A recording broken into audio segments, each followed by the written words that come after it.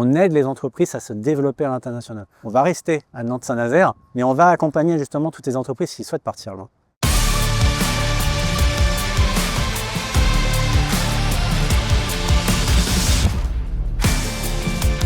Je suis logisticien basé à Nantes et également à Montoire, où sont nos bureaux, et on intervient beaucoup sur les bassins de Saint-Nazaire.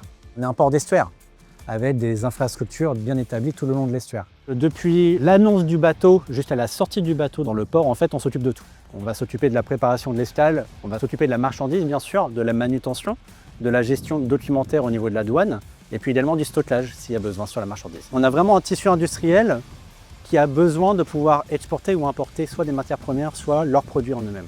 On se positionne justement là-dessus pour les accompagner et justement déterminer comment manutentionner leurs marchandises. Que ce soit sur la documentation, que ce soit sur la gestion du bateau. Est-ce que le bateau peut rentrer dans le port? Est-ce que le port peut accepter le bateau?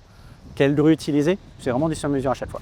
Aujourd'hui, la logistique, c'est vraiment un terme global pour représenter toute la supply chain. Et nous, on veut vraiment essayer de faire en sorte de faire la bonne passerelle entre le monde de l'industrie et le monde portuaire. Cette expertise de courrier lourd, forcément, ça ne se fait pas du jour au lendemain.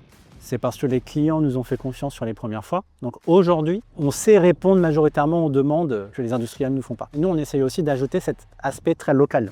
Au quotidien, on va avoir des choses auxquelles on ne s'attendait pas. Peut-être un point de levage qui ne va pas convenir.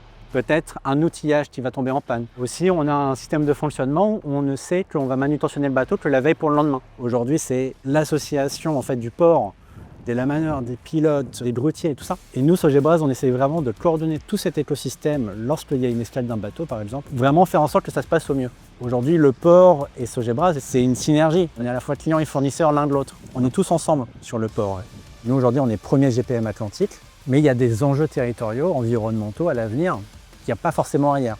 L'importance, du coup, maintenant du port, ça va être de se développer sur les infrastructures, de fournir de nouvelles infrastructures. Il y a un enjeu de développement des capacités d'accueil du port.